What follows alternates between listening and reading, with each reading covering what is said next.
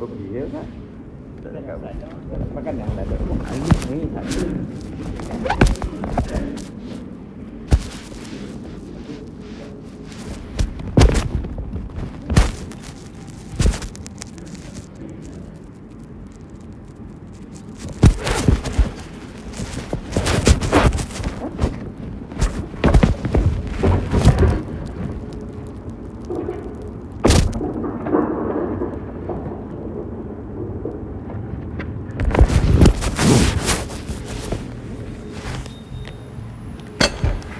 Assalamualaikum warahmatullahi wabarakatuh.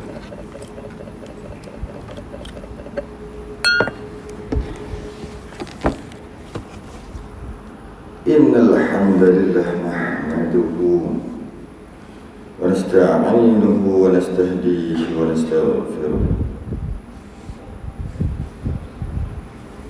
Wa na'udzu billahi min shururi anfusina wa min sayyi'ati من يهده الله فلا مضل له ومن يضلل فلا هادي له أشهد أن لا إله إلا الله لا شريك له أشهد أن سيدنا محمدا عبده ورسوله اللهم صل وسلم وبارك على سيدنا محمد الفاتح لما أغلق والخاتم لما سبق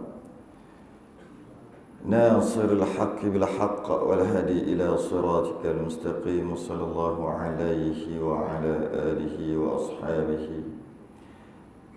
حق قدره ومقداره العظيم اللهم نور بالكتاب بصري وأطلق بلساني اشرح بصدري وسعمل به جسدي بحولك وقوتك فإنه لا حول ولا قوة إلا بك سبحانك لا علم لنا إلا ما علمتنا إنك أنت العليم الحكيم ولا حول ولا قوة إلا بالله العلي العظيم أما بعد الحمدلله kita rafa'kan kesyukuran dan terima kasih kepada Allah Ta'ala. Pada pagi ini dapat kita sambung kita Al-Qaul At-Tam fi Ahkam Al-Ma'mum Wal-Imam.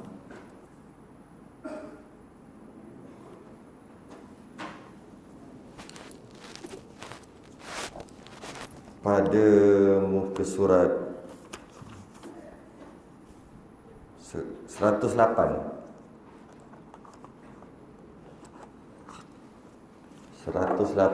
masalah yang ke 172. Masalah yang ke 172.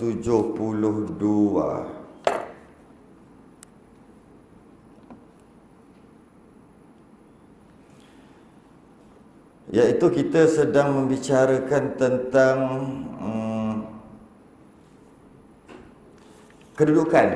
kedudukan imam dan makmum, kedudukan imam dan makmum. Yang mana sebelum ni dah bincang dah, iaitu macam mana kalau imam lelaki, makmum lelaki, ada seorang. Itu yang satu. Yang kedua, caranya duduk belah kanan kan? Cara duduk belah kanan. Dah kita dah bincang dah sebelum ni. Yang kedua, imam seorang, makmum dua orang. Selesai dah caranya, keadaannya, macam mana nak buat. Yang ketiga, imam seorang, makmum perempuan seorang ataupun ramai. Duduk belakang dia kan, kita dah bahas dah. Yang keempat, imam seorang, imam lelaki, makmum seorang perempuan ataupun seorang kanak-kanak lelaki dengan seorang perempuan. Maknanya imam seorang, makmum lelaki seorang, makmum perempuan seorang. Dia duduk ni, lepas tu belah kanan, lepas tu belakang kan. Itu pun kita dah bahas sebelum ni. Yang kelima, imam seorang, perempuan seorang, lelaki 2 orang. Dia jadi straight. Yang ke-6 dah selesai dah. Imam seorang, lepas tu makmum seorang lelaki, lepas tu makmum khunsa ada seorang, lepas tu perempuan. Itu semua kita dah bincang sebelum ni. Dah bincang lah. Masuk yang ke berapa? 1, 2, 3, 4, 5, 6, 7. Masuk yang terakhir, yang ke-7. Qala al-musannif rahimahullahu ta'ala wa nafa'ana wa iyyakum bi'ulumihi fid darin amin ya rabbal alamin. Jika yang hadir mengikut imam itu jemaah, yakni kumpulan. Kumpulan lelaki dan jemaah kanak-kanak. Lelaki, imam lelaki seorang, makmum berkumpulan ramai, makmum lelaki. Lepas tu makmum kanak-kanak lelaki. Maka hendaklah jemaah lelaki itu berdiri di satu saf atau beberapa saf di belakang imam. Okey, imam lelaki duduk depan, makmum lelaki duduk belakang imam tadi. Kemudian jemaah kanak-kanak berdiri di belakang mereka. Itu kita tahulah. Belakang lelaki tadi, belakang makmum lelaki tadi tu kanak-kanak lelaki. Okey, selesai. Kita pun dah biasa tahu dah.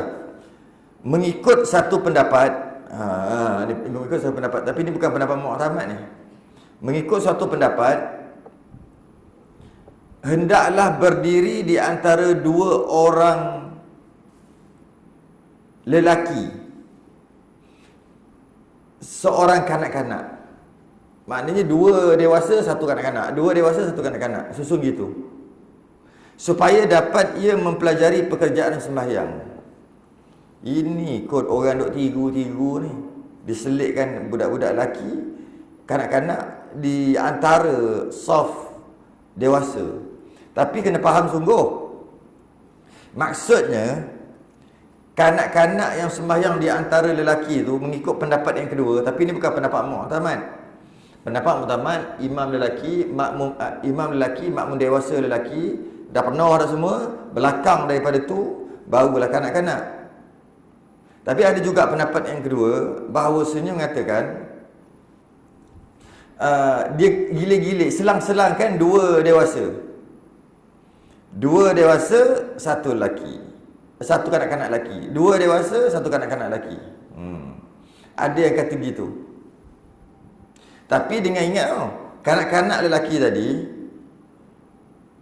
yang sah semayang bukan kanak-kanak lelaki yang semayang pun tak sah, tak ajar lagi, wuduk tak ambil, duduk bergurau dan sebagainya. Kalau dia bergurau tak bergurau lah, sebab sebelah dia orang dewasa, sebelah sini orang dewasa. Cuma dia tak bergurau lah seorang-seorang, tapi dia sujud tengok di bawah, tengok orang belakang. Tu bergerak-gerak. Yang itu tak boleh. Yang itu bukan situ tempat dia, itu di belakang. Itu sebenarnya budak tu tak semayang pun. Ini kanak-kanak yang kata ni, pendapat kedua ni, 2 orang dewasa, seorang kanak-kanak lelaki. 2 orang dewasa, seorang kanak-kanak lelaki ni, yang kanak-kanak yang dah sah. Sebab tu dia kata kat sini, kan, supaya dapat ia mempelajari pekerjaan semayang. Supaya dia dapat ikut, macam ni caranya, macam ni caranya, supaya dia dapat ikut.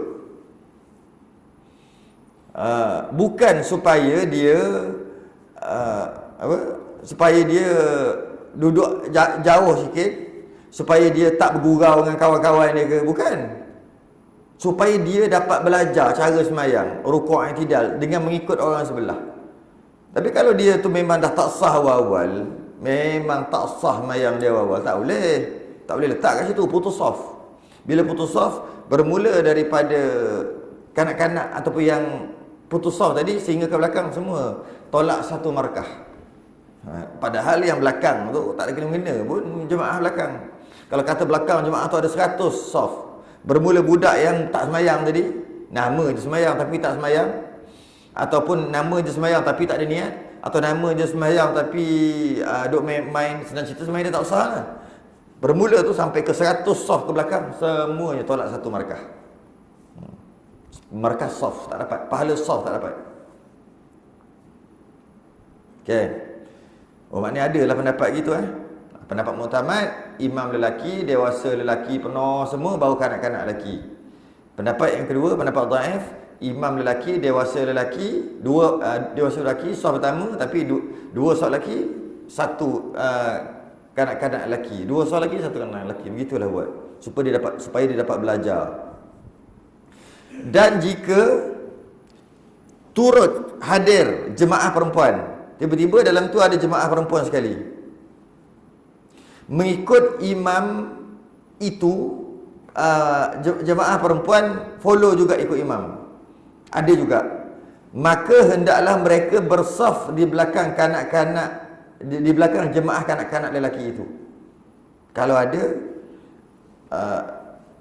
makmum perempuan, jadi imam dewasa lelaki, kanak-kanak lelaki, belakang tu baru dewasa perempuan. Ini kalau tak ada tempat yang khas bagi perempuan Ini kalau terbuka. Tujuan letak macam tu supaya lelaki tak nampaklah perempuan. Lepas tu duduk belakang, dia tak duduk depan. Jadi kalau ada tempat yang khas macam kita ni, ada tempat khas untuk perempuan, duduklah tempat khas je. Duduklah. Tak kisah kat mana-mana dah. Kat belakang, tepi, kiri, kanan. Cuma jangan depan pada imam aja. Okey? Dan jika ada jemaah khunsa yang hadir, jemaah khunsa pun ada, maka mereka hendaklah berdiri di belakang kanak-kanak lelaki. Nampak? Maknanya dapat kesan khunsa.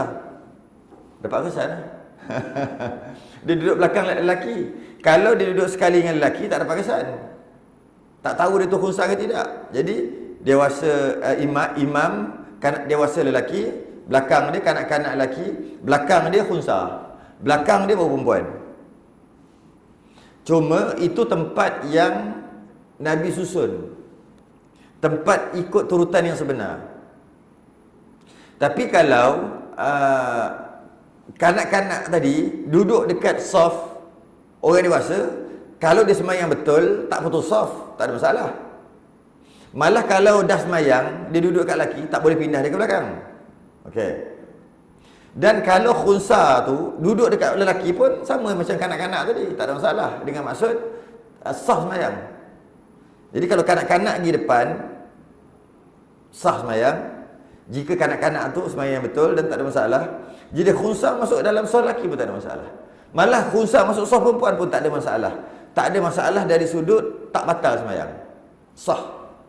Bukan tak ada masalah dari sudut boleh buat.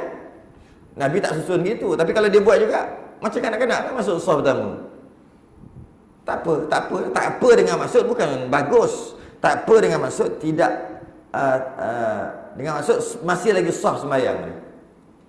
Cuma khunsa ni kalau nak sembahyang dia kena pakai kain macam orang perempuan tu. Dia tak boleh pakai macam lelaki. Dia pakai tutup semua. Jadi kalau dia masuk kat tempat lelaki pun dapat kesan lah. Risau dia nak sembahyang sebelah dia. Tapi tak batal sembahyang. Kalau sentuh pun tak batal sembahyang khunsa ni. Khunsa muskil. Sebab dia tak boleh kahwin dan dia ada hukum yang berbeza. Okey, kalau ada khunsa duduk belakang kanak-kanak lelaki. Dan jemaah perempuan berdiri di belakang jemaah khunsa.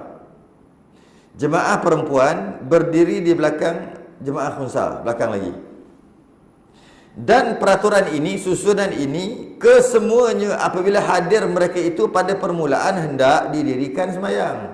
Yang kata Nabi susun macam ni, apabila susun ini ketika mula-mula nak sembahyang tu, masa mula-mula nak sembahyang, malah sebelum qomat pun. Contohnya dah nak qomat ni, masa tu nak qomat nanti susun dulu. Masa susun tu ini kira ni. Jika dah qomat tak boleh halih lah. Nanti kita sebut ni. Jadi susunan ini susunan mula-mula sebelum qomat.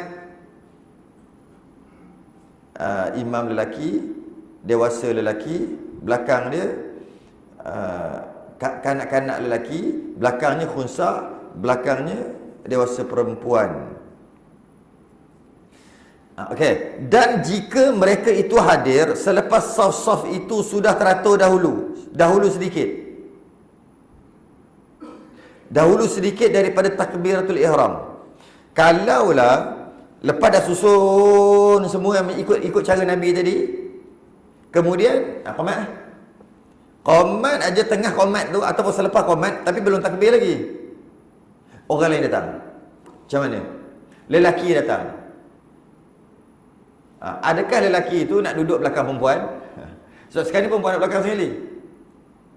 Ataupun lelaki itu nak duduk dengan kanak-kanak, dia kat belakang.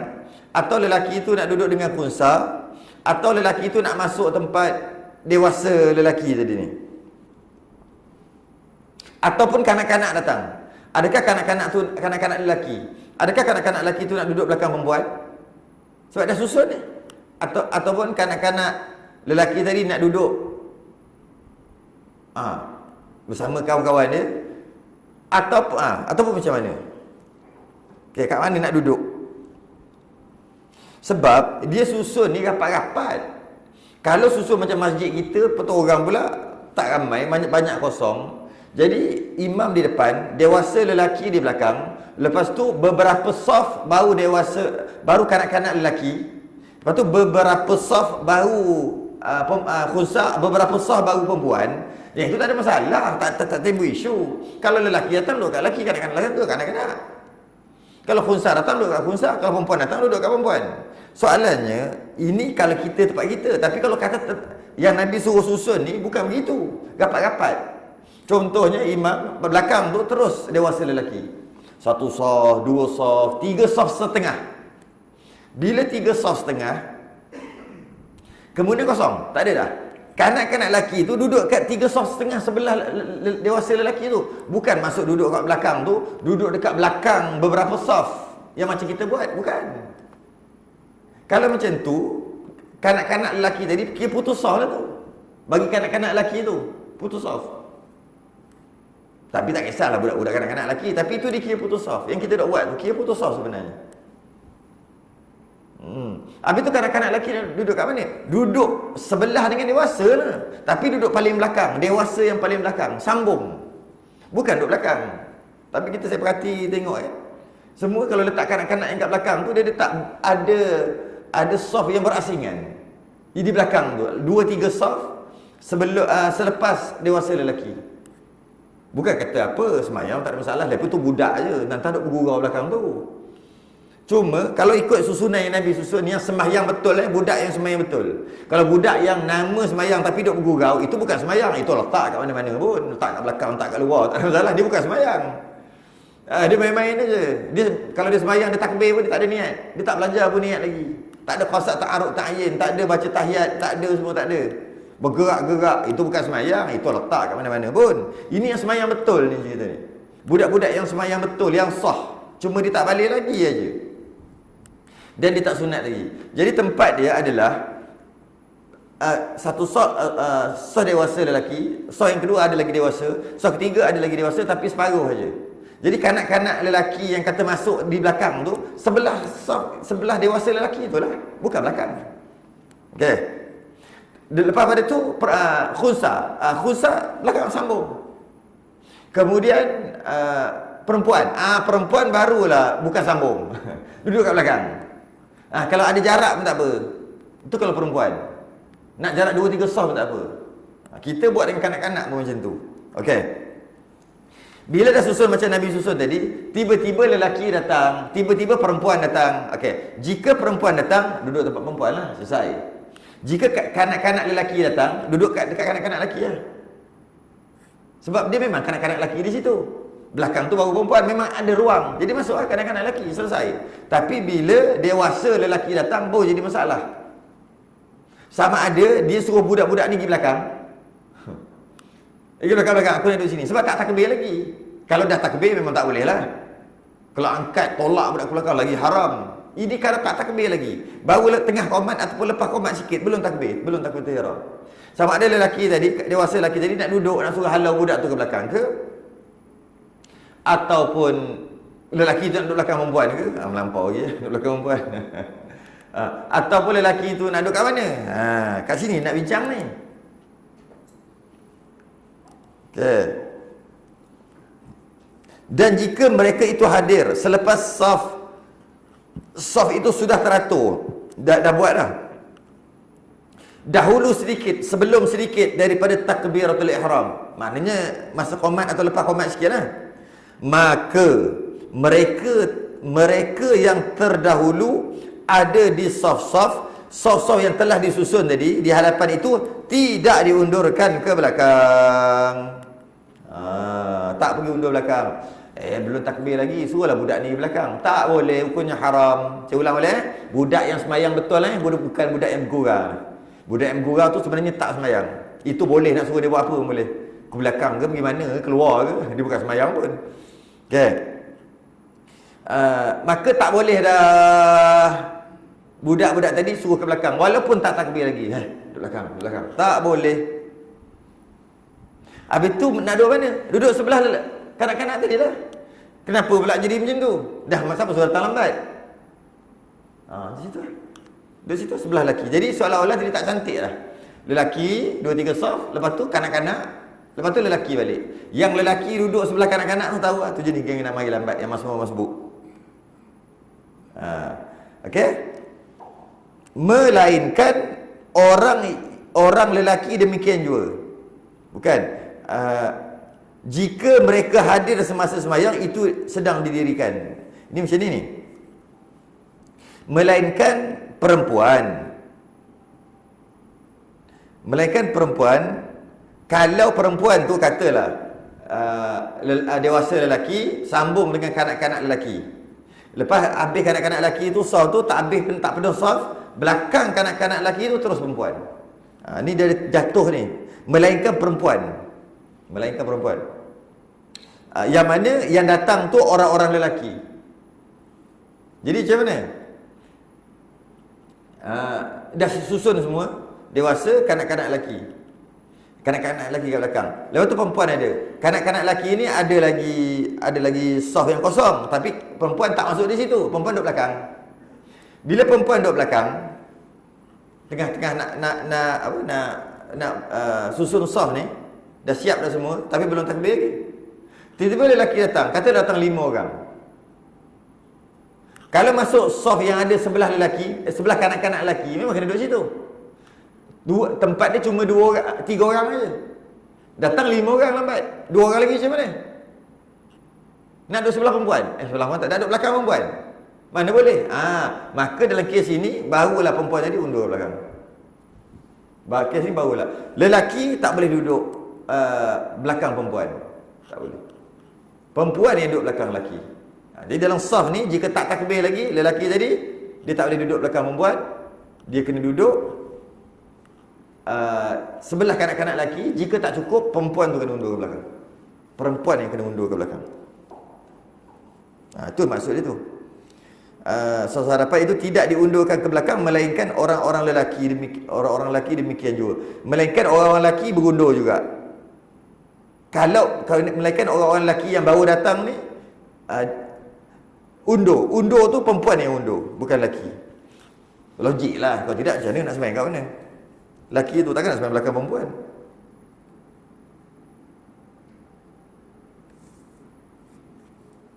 Okey? Disebut kat sini. Jadi kalau kita tengok sini, dan jika mereka itu hadir selepas saf, dan jika lelaki itu hadir selepas saf itu sudah teratur dahulu sedikit daripada takbiratul ihram, maka mereka yang terdahulu ada di saf hadapan itu tidak diundur ke belakang. Tak diundur lah. Tak diundur. Kalau budak tu semayang, betul tak? Ni, kalau budak-budak tu dah semayang, tak boleh undur ke belakang budak-budak tu. Risau juga kan, kata budak-budak yang semayang tu kan, itu undurkan ke belakang. Kalau dia tak undur lagi dia dah masuk situ. Kita mari lambat, kita suruh dia ke belakang. Tapi cuma sebenarnya dia tak semayang lagi. Boleh je cakap kat budak tu kan, Dek, duduk belakang boleh dek. Yang kata diundurkan ni diarah. Duduk belakang. Berarti dia datang dulu. Dia datang dulu dan telah dibuat sah tu. Jadi Kalau budak-budak tadi suruh dek di belakang. Kalau suruh macam tu kan, kalau dia pergi belakang tak apa. Tapi itulah, yang tu diarahkan ke belakang, tak boleh. Tapi ada juga yang kata kalau dah semayang hukumnya haram. Kalau dah semayang undurkan ke belakang memang haram, sebab budak tu semayang dah sah, bukan budak yang main-main. Habis kalau paksa juga, kalau kita kata juga tapi tak takbir lagi, seumpama dia gini tau. Seumpama kita suruh orang yang dah masuk saf tu ke belakang. Jadi macam mana? Lelaki yang bukan budak-budak. Maknanya bila dah susun, kemudian kita suruh dia, bila dah kita suruh dia ke belakang. Kita datang lambat, betul, kita suruh dia ke belakang. Kalau dia tu dewasa, begitulah, samalah hukumnya dengan kanak-kanak apabila dia telah buat saf. Kat situ. Jadi ceritanya, bila kanak-kanak tu dah masuk saf, dan telah disusun tapi belum takbir je lagi, dia seperti dewasa.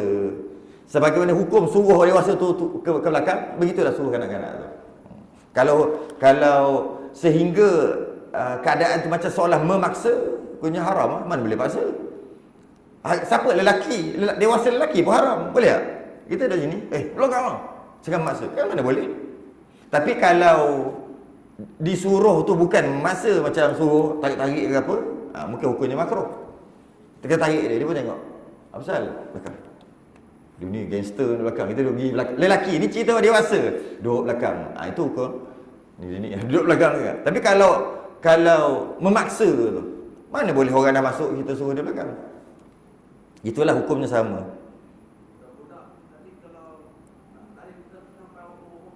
Dia bukan kira umur, dia kira semayang sah. Dia bukan kira umur, dia kira semayang dia sah. Itulah, kalau tak sunat kan tak sah. Jadi masalah dia sah. Masalah dia bukan umur. Habis kalau budak 3 tahun, sah budak 3 tahun semayang? Tak sah. Ceritanya sah. Yang belum balik. Kalau yang dah balik, budak-budak pun sama je hukumnya. Cuba tempat dia di belakang tu juga. Di belakang, disambung dengan orang lelaki tu, sambung. Jadi kita sekarang ni yang itu, kita tak susunan tu kita tak ada masalah sangat. Masalah kita nak bila soft tu telah dibuat, lepas tu suruh dia tu ke belakang. Kat situ masalah. Suruh. Jadi macam ni, sebagaimana hukum menyuruh orang lelaki yang dah ada dalam soft suruh ke belakang sebab dia tak takbir lagi dengan paksaan. Tak pergi belakang. Begitu juga kanak-kanak. Sebab kanak-kanak kita paksa, budak-budak tu ya pergi dia kena paksa. Haram lah. Dah orang dah duduk kat situ, kau paksa apa? Tapi kalau bukan paksa, hukumnya makruh. Bukan paksa, macam ni bukan paksa. Tarik-tarik, kita tengok. Jadi nak berlawan pun malah lawan. Lelaki ni, dia dewasa sekalipun, malah duduk belakang. Hukum makruh, orang tu dah masuk, kau tarik kenapa? Tapi kalau sini sampai memaksa, mana boleh paksa orang kan? Jadi kalau kita kata kanak-kanak tak apa, kanak-kanak pun sama apabila dia telah duduk kat saf. Kalau memaksa dia hukumnya haram. Kalau kita bisik adik duduk belakang lihat, okey, tak haram lah, sebab dia dengan rela. Kalau kita tarik sikit, dia macam takut, jadi makruh. Kalau kita takut sikit-sikit lah, bukan takut lah, maksud dia tak nak, duduk je lah belakang, pakcik tu suruh. Tapi dia tak puas hati, bukan makruh. Tapi kalau sampai paksa, hukumnya haram. Yalah, orang dah masuk kan kat situ. Okay. Apa lagi? Sebenarnya dalam masalah 172 ni, dia nak cerita tentang kan, masalah 172 ni dia nak cerita tentang bila kanak-kanak tu dah masuk, tak boleh undur ke belakang. Tu je. Okey. 173. Hukum mengulangi membaca Fatihah di dalam sembahyang. Baca Fatihah, hukum ulang balik. Ulang balik baca Fatihah tu.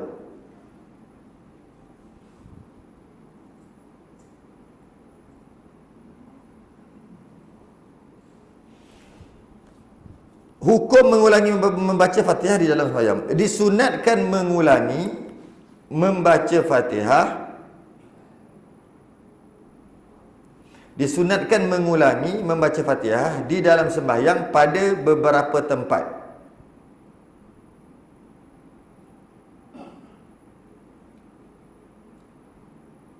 Di antaranya, yang pertama, jika makmum membaca Fatihah dahulu daripada imam, disunatkan ia mengulangi membacanya semula. Keadaan yang pertama, imam tak baca Fatihah lagi, makmum baca dah. Sunat ulang balik. Sedangkan menunggu imam amin baru baca Fatihah, sunat. Jadi kalau imam sedang baca Fatihah, imam tak habis lagi baca Fatihah, makmum baca Fatihah sekali, sah je. Sebab tu dia kata sunat ulang. Bila amin, lepas dah amin, makmum tadi yang dah habis baca Fatihah dah sekejap, maka makmum tadi sunat ulang. Kat sini ada dua keadaan ni. Tapi macam mana pun, kalau makmum tadi dia kadang-kadang perlu baca awal, sebab masalah dia mungkin dia tergagap, dia berjenis baca lambat. Kalau imam amin baru dia baca. Kalau imam baca surah panjang, okey. Kalau imam baca surah pendek, tak okey, dia tak sempat habis. Walaupun kadang-kadang kalau imam baca Alam Nashrah, dia tak sempat habis. Kalau imam tu bagi ruang sekejap untuk baca Fatihah kat makmum, tak apa juga, dia kata. Imam ni lepas amin tu baca surah. Dah tahu dah macam tu. Tiba-tiba makmum tadi macam mana? Kalau amin, dia mesti, kalau bila imam rukuk, dia mesti tak sempat. Dia dah tahu dah gitu, dia dah boleh agak. Maka dia tadi baca awal sikit supaya sempat. Kalau tidak, dia sentiasa nampak ketinggalan daripada imam lah, tak comel lah sembahyang dia, walaupun tak batal pun, kan? Jadi maka bagi orang macam ni tak ada masalah lah dia baca awal, dan tak disunatkan ulang. Malah kalau kita kata disunatkan ulang pun, dia bukan boleh ulang sebab dia baca lambat, ataupun dia baca lambat. Okay. Jadi ini secara umumnya, dia baca Fatihah dulu, imam tengah baca doa iftitah, dia baca Fatihah. Waladdallin, amin. Imam baru bismillah lepas tu. Maka lepas imam amin, dia disunatkan baca sekali lagi. Satu. Yang kedua, jika seseorang sembahyang secara duduk kerana uzur, jika seseorang sembahyang secara duduk kerana uzur daripada qiyam, dia tak mampu berdiri, dia duduk, sembahyang duduk. Kemudian kuasa ia sembahyang secara qiyam pula, tengah-tengah sembahyang tu, tengah-tengah baca Fatihah ke apa ke, tiba-tiba dia terasa sihat, maka wajiblah ia qiyam. Yang ni kan saya pelik tau, saya bacanya. Kita selalu tengok orang sembahyang duduk, tapi selama yang kita duduk perhati je lah. Kita bukan perhati sangat pun orang sembahyang duduk. Tapi selama ni, dalam masa mungkin berapa tahun 10 atau 15 tahun kebelakangan ni, baru start orang sembahyang terusi kan. Rasanya 30 tahun lepas tak ada. Dia baru 10 ataupun 15. Paling lama pun 20. Yang saya ingat 15 tahun lepas. Kalau lama sebelum tu pun 20 tahun lepas. Itu saya tak tahulah. Yang saya ingat 15 tahun lepas memang dah mula ada seorang dua. 20 tahun lepas saya tak ingat. 30 tahun lepas saya tak ada lagi. Okay? Jika orang tu sembahyang duduk, biasanya sembahyang duduk tu duduk atas kerusi lah.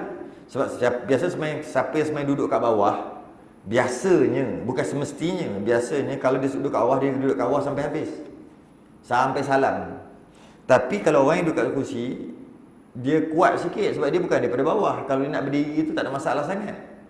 Jadi selama kita tengok sembahyang duduk ni, tak pernah pun tengok dia sembahyang duduk, tengah-tengah imam baca surah ke apa ke, dia bangun. Sebab dia dah sihat. Tak pernah pun. Itu yang risau tu. Takut tak sah. Sebab orang yang sembahyang duduk ni, jika dia tak larat, tak mampu, tak apa sembahyang duduk, memang boleh. Tapi ketika sembahyang tu, bila dia rasa sihat, dia rasa segar, dia rasa boleh berdiri, dia wajib berdiri. Kalau dia duduk, batal sembahyang. Tapi selama ni kita tak boleh tengok. Maknanya orang Malaysia ni, kalau dia dah tak larat masa sembahyang, tak larat sampai salam. Tak ada orang. Tak tahu lah. Ataupun dia tak belajar.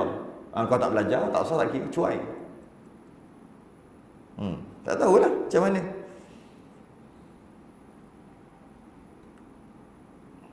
Macam mana tu? Sama juga bila kita tengok dia sembahyang duduk-duduk aja. Tak ada pun. Macam contohnya dia tengah sembahyang, jadi makmum, dia duduk atas kursi contohnya. Lepas tu dia takbir, dia duduk, tak larat. Imam tengah baca surah, dia bangun. Lepas tu imam baca surah panjang, dia duduk balik. Contohnya tu kan. Tak pernah jumpa. Tapi sepatutnya macam itulah. Sebab sakit ni tak sama.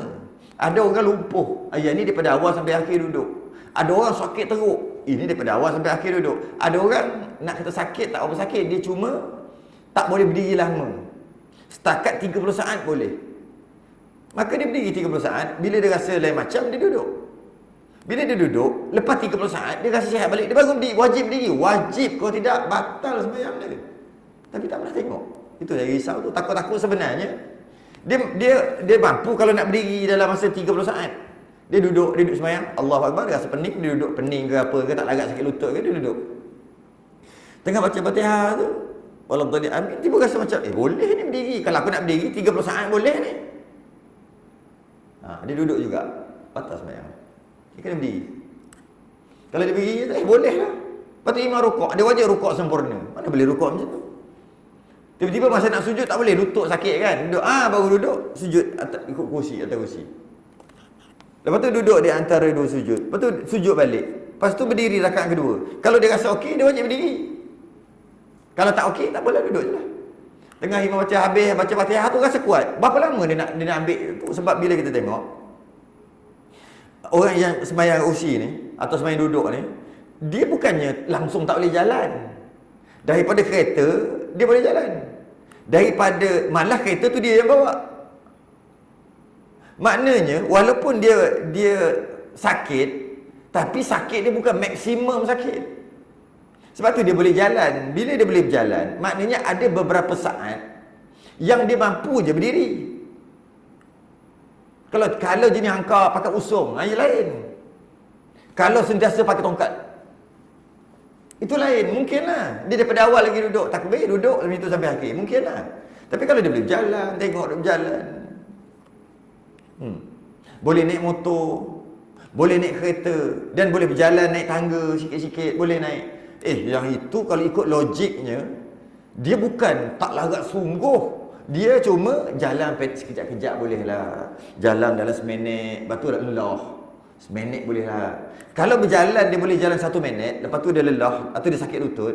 Maknanya kalau berdiri, kurang-kurang 2-3 minit boleh sebab tak berjalan. Takkan berjalan boleh seminit, berdiri tak boleh langsung. Kalau tak berdiri tak boleh langsung, macam mana dia boleh berjalan? Sebab berjalan tu berdiri. Nampak dia berjalan slow. Dalam 1 minit nampak, lepas tu dia berduduk. Biasalah, tak larat dah. Maknanya kalau dia boleh berjalan dalam masa 1 minit, kalau berdiri saya rasa 20 saat tak ada masalah. Kalau lah dia berdiri 20 saat, lepas tu dia tak larat, lepas tu dia duduk, lepas tu dia boleh bangun. Apa buktinya? Lepas dia duduk tu, bila dah habis sembahyang, dia bangun, jalan. Itu boleh.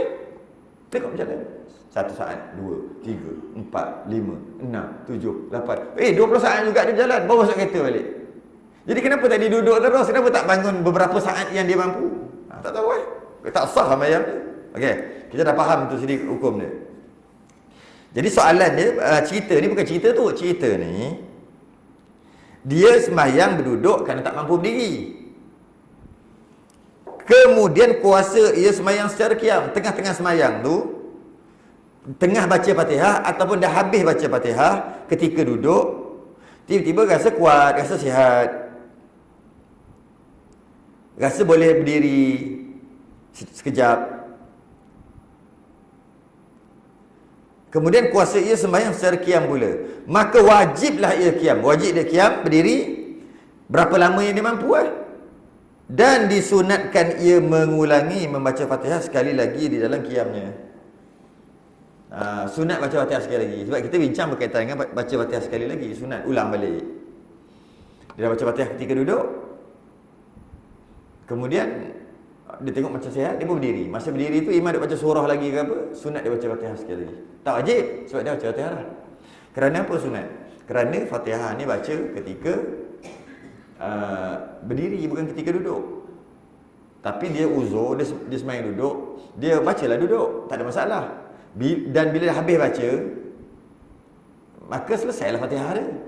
Tiba-tiba dia berdiri. Bila dia berdiri, mana lagi besar, lagi afdal, baca Fatihah ketika berdiri atau duduk? Berdirilah, malah wajib baca ketika berdiri. Tapi ketika tadi dia sakit, dia uzur, maka duduklah. Bila dia boleh berdiri, sunat ulang balik Fatihah tadi, supaya Fatihahnya baca dalam keadaan berdiri. Walaupun yang pertama tadi dah sah dah, sunat. Yang ketiga, jika bernazar seseorang, setiap kali bersin ia akan membaca Fatihah. Oh, pelik.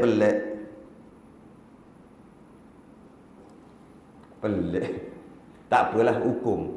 Dia kata, kalau aku bersin, setiap kali aku bersin, aku bernazar nak baca Fatihah.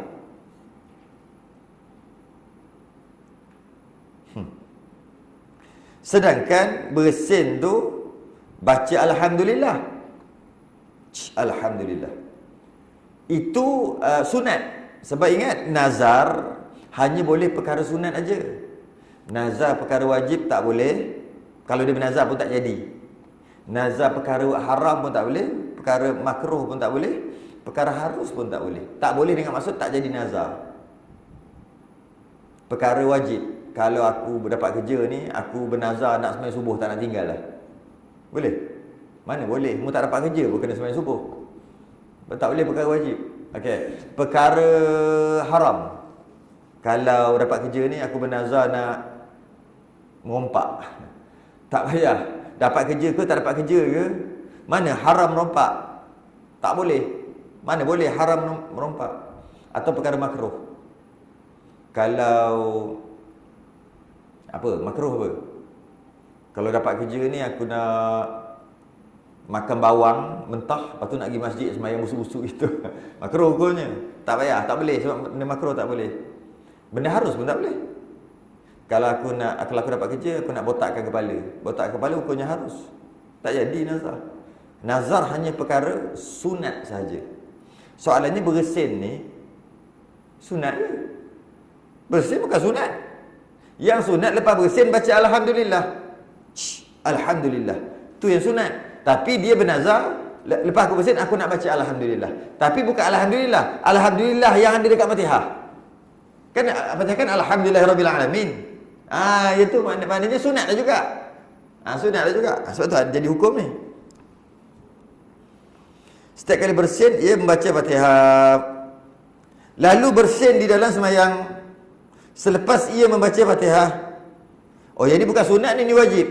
Maka wajiblah atasnya membaca Fatihah pula kerana nazarnya. Dah baca Fatihah waladhdallin, amin. Allah, dia dah bernazar. Setiap kali aku bersin, wajib atas aku bernazar nak baca Fatihah. Maka wajib dia baca Fatihah sekali lagi. Ini bukan sunat ni wajib. Yang sunat masalah pertama dengan masalah kedua je sunat. Masalah ketiga ni wajib baca Fatihah balik. Tapi sebenarnya bukan baca Fatihah balik. Fatihah yang kedua tadi sebab dia bersin, nazar. Jika seseorang khatam ia dari membaca Al-Quran. Jika seorang khatam ia dari membaca Quran di dalam sembahyang. Dia baca Fatihah, lepas tu dia baca surah. Dia baca sampai khatam. Ada dua keadaan ini. Yang pertama, dia baca bismillah Al-Fatihah, lepas tu dia baca Quran sampai khatam. Ada ke? Ada ke? Kalau tidak, macam mana ada hukum? Kalau ikut adat, hukum adat, tak boleh. Sebab macam mana nak baca 36 ayat, 6,000 lebih ayat, tapi baca macam mana? Kalau dia semayang, mesti masuk waktu lain. Kalau dia baca satu hari tak semayang, takkan dia semayang satu semayang tu aja, kan? Tapi kalau kita tengok Imam Syafi'i pernah khatam satu hari 2 kali. Macam mana pula? Itu karomah-karomah yang ada berlaku. Karomah-karomah. Jadi ini mungkin karomah-karomah. Satu mungkin dia baca daripada awal sampai akhir. Yang kedua juga, mungkin boleh jadi juga dia jenis baca sembahyang banyak-banyak, tapi dia jenis baca untuk khatamkan. Contohnya tarawih. 30 hari tarawih, 30 juzuk. Satu hari satu juzuk. Kemudian hari yang ke-30, maksudnya juzuk yang ke-30 khatam. Sampai qul a'udzu birabbin nas. Sampai situ. Lepas tu dia buat apa? Ni. Jika seorang khatam ia membaca Al-Quran di dalam sembahyang. Itulah maksud dia. Ada dua maksud lah. Yang logiknya, yang logik bagi kita yang nombor 2 tadi lah. Macam sembahyang tarawih, ni hari yang ke-30, habis lah. Khatam. Maka disunatkan baginya bahawa berpindah ia kepada pembukaan khatam yang lain. Maksudnya disunatkan dia untuk mulakan balik. Sebab dah khatam, mulakan balik. Yakni hendaklah ia memulakan semula bacaannya mengiringi khatam itu. Sambung lagi. Bukan sambung lah, dah khatam kan. Mula daripada awal balik. Maka yang demikian, hendaklah mengulangi membaca Fatihah, kemudian bacalah pula penurunaan surah Al-Baqarah. Ini bukan dalam sembahyang je, luar sembahyang bersama. Sebenarnya dia tak ada istilah khatam. Aku dah khatam Quran, dia tak ada. Tapi kalau nak kata bolehlah cakap taklah berdosa. Tapi sebenarnya tak ada khatam. Jika kita dah baca tiap-tiap hari, last sekali khatam dah. Qul a'udzu birabbin nas, malikin nas, ilahin nas, min syarril waswasil khannas, alladzi yuwaswisu fi sudurin nas, minal jinnati wan nas. Lepas tu apa? Bismillahirrahmanirrahim, alhamdulillahirabbil alamin, terus. Waladhdallin, amin. Lepas tu apa? Bismillahirrahmanirrahim, alif lam mim, dzalikal kitabu la raiba fihi hudal lil muttaqin. Sadaqallahul azim. Berhenti baca sikit. Stop. Jadi ada khatam tak? Dah khatam apa? Baru 2 ayat. Baqarah. Sama ni. Jadi maknanya baca Quran ni mana ada khatam. Tapi kalau dia nak sebut khatam juga boleh lah. Lepas pada tu, berhenti. Itu kalau luar sembahyang pun sunat gitu. Jangan khatamkan dekat Qul a'udzu birabbin nas. Jangan kat situ. Rugi. Rugi apa? Rugi pahala sunat. Patutnya terus sambung Fatihah dan terus sambung Baqarah 1, 2, 3 ayat kalau mampu. Buatlah banyak ayat mana pun, lepas tu baru berhenti. Jadi dia seolah-olah tak ada khatam. Kalau dalam semayang pun sama juga, sunat juga buat macam tu. Jadi kalau dia dah baca Fatihah, kemudian dia baca surah dan sampai Qul a'udzu birabbin nas sampai habis. Jadi kan habis tu kan sunat dia sambung Fatihah. Kan dia baca kali kedua tu. Maka sunat juga. Tu maksud dia. Ini berdasarkan hadis yang diriwayatkan oleh Anas radhiyallahu anhu bahawa Rasulullah sallallahu alaihi wasallam bersabda ia. Ada orang kata, habis tu baca 3 kali surah Al-Ikhlas macam khatam Quran. Bukan yang itu. Kalau dia baca dalam sembahyang 3 kali qul huwallahu ahad 3 kali, lepas tu adakah disunatkan dia baca Fatihah balik sebab dah khatam? Bukan, itu pahala. Itu pahala. Itu bukan jadi betul, itu pahala. Seperti pahalanya seperti dia khatamkan satu Quran jika baca 3 kali qul huwallahu ahad. Itu pahala, bukan khatam betul. Ini khatam betul. Nabi SAW bersabda, khairul a'malil hallu war rihlatu. Qila wa ma huma? Qala iftitahul Qur'ani wa khatmuhu. Sebaik-baik amalan itu ialah berhenti dan berpindah. Nabi kata, sebaik-baik amalan adalah berhenti dan berpindah. Apa benda tu? Lalu ditanya orang, apakah kedua-duanya? Apa ni? Apa maksud berhenti? Apa maksud berpindah? Bersabda ia, Nabi kata, ianya memulakan bacaan Quran dan mengkhatamkannya. Maksudnya mula, lepas tu khatam, lepas tu mula balik khatam. Itulah. Itu maksud berhenti dan berpindah. Berhenti tu maksud khatam, berpindah tu maksud Fatihah balik, mula balik. Yang kelima, jika membaca ia Fatihah sebagai ganti daripada membaca surah, pada pendapat kami, dia cakap pendapat kami, memadailah membacanya ganti daripada membaca surah. Kat sini ada khilaf ulama. Bagi pendapat dia, dia kata memadai, boleh je, tak ada masalah, dapatlah pahala. Malah dia dituntut lepas baca Fatihah baca Fatihah yang kedua dengan maksud Fatihah yang kedua tu ke sunat baca surah. Pendapat yang kedua tak. Kita tak buat gitu. Tapi kalau buat tak batal. Jadi tidak mengulangi Fatihah 2 kali.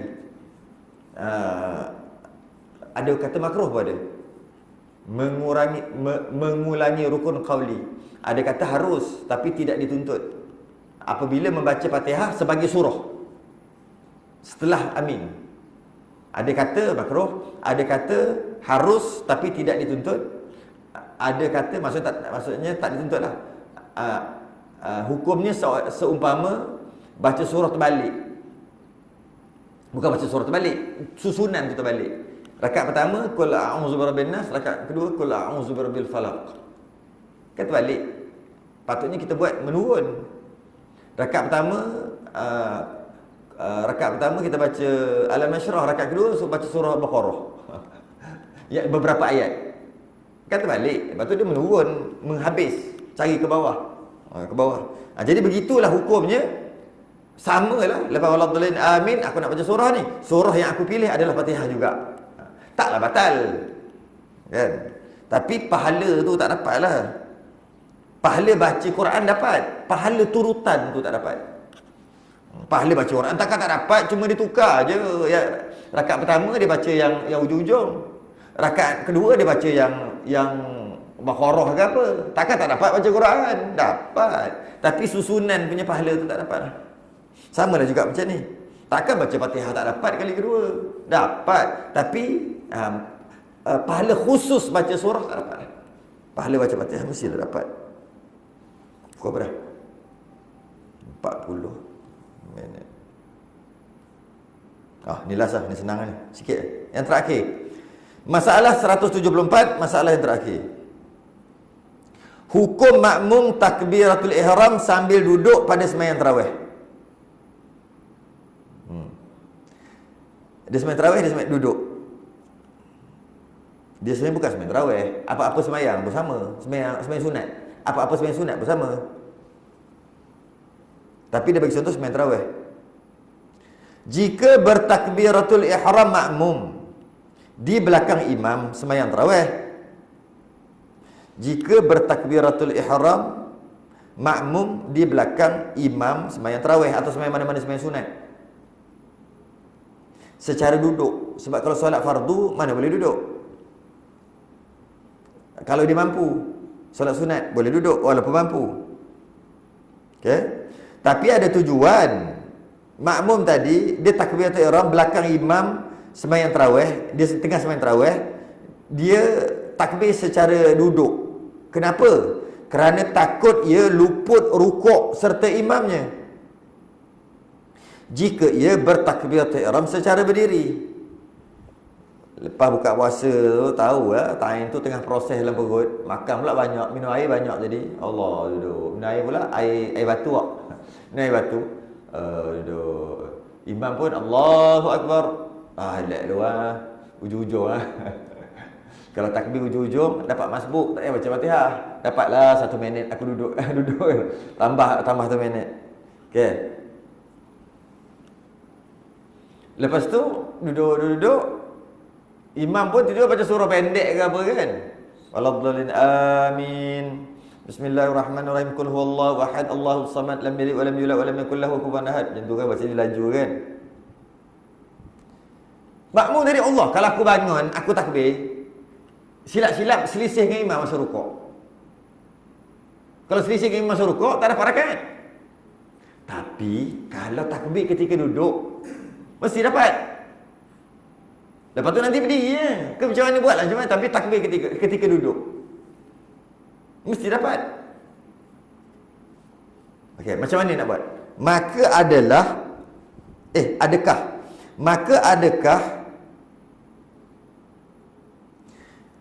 adakah demikian itu terlebih afdal daripada takbiratul ihram secara berdiri serta luput rakaat? Mana lagi besar pahala? Lagi besar pahala berdiri awal-awal lah. Tak payahlah cerita tu. Cerita sekarang ni kalau aku takbir ketika duduk sembahyang sunat tak ada masalah. Dan aku dapat rukuk dengan imam, dapat rakaat. Walaupun takbir duduk tapi dapat rakaat. Tapi kalau aku bangun dan takbir, silap-silap aku tak dapat rakaat sebab aku akan selisih rukuk dengan imam, tak sempat. Tapi dapat takbir ketika berdiri. Mana nak? Di antara dua ni. Mana lagi bagus? Di antara dua ni. Menurut pendapat yang terpilih, bahawa takbiratul ihram sambil duduk. Oh, buat sambil duduk. Kemudian rukuk ia sambil duduk juga. Rukuk pun sambil duduk lah. Kerana mendapati imam pada rukuk. Untuk dapat rukuk dengan imam. Bila dapat rukuk, dapat rakaat. Kemudian apabila imamnya bangun berdiri, qiyam pada rakaat kedua. Lepas rukuk, imam rukuk, makmum pun Allahu Akbar duduk terus rukuk. Kemudian imam sami Allahu mahmidah, makmum masih lagi duduk. Sami Allahu mahmidah. Imam sujud. Takkan imam nak bangun? Takkan makmum nak bangun? Kalau makmum bangun kena duduk balik. Jadi imam i'tidal, makmum duduk je lah. Duduk tu. Okey? Lepas tu imam sujud, makmum sujud. Imam duduk di antara dua sujud, makmum duduk di antara sujud. Imam sujud balik, makmum sujud. Kemudian imam bangun berdiri, rakaat yang kedua, naik rakaat kedua. Okey. Imam berdiri rakaat kedua. Maka ia pun bangun berdiri sertanya. Makmum tadi sunat bangun berdiri ikut imam berdiri. Masa berdiri kat situ. Sunat, tak wajib nak duduk rakaat kedua boleh. Kan solat sunat kan boleh sembahyang duduk walaupun mampu berdiri, tapi pahala separuh daripada sembahyang berdiri. Kan kalau mampu duduk boleh sembahyang mengiring.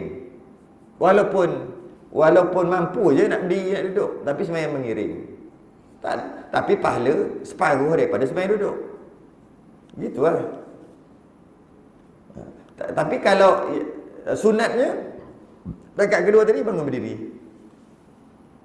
Bangun berdiri. Bila bangun berdiri, jangan kesok.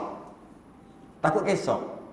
Kan Allahu Akbar, duduk, rukuk, oh dapat rakaat, alhamdulillah dapat rakaat. Sami Allahu mahmidah. Duduk, imam sujud dia pun sujud. Betul, di depan.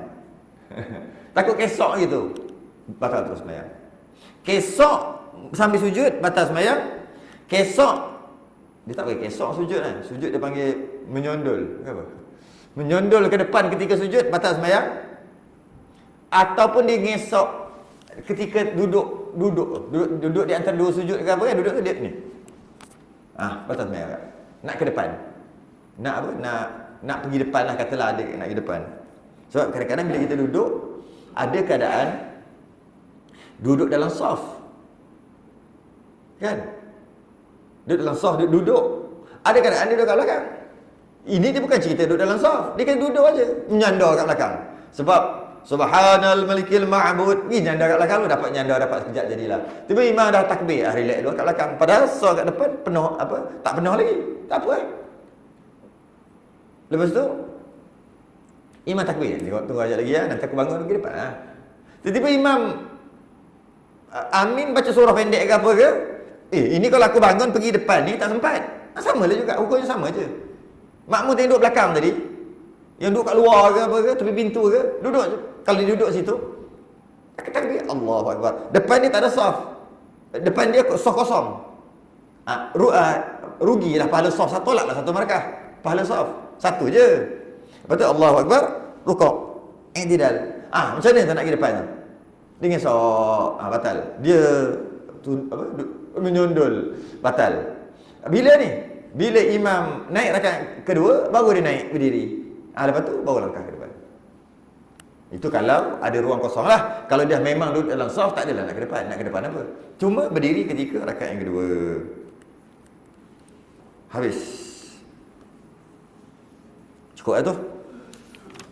173, 174 selesai. 172 kita masuk dia. Dapat 3. 175 panjang. 175 satu helai lebih. Sederhana setiap perkara adalah baik. Kesederhanaan pada tiap-tiap perkara adalah baik. Apa-apa pun buat secara sederhana. Itu akan datang. Tangguh dulu. Setelah yang tasbih kafarah dan sallallahu subhanakallah wa bihamdika asyhadu an la ilaha illa anta astaghfiruka wa atubu ilaik. Bismillahirrahmanirrahim. Wal 'asri innal insana lafi khusr. Sabar. Assalamualaikum warahmatullahi wabarakatuh.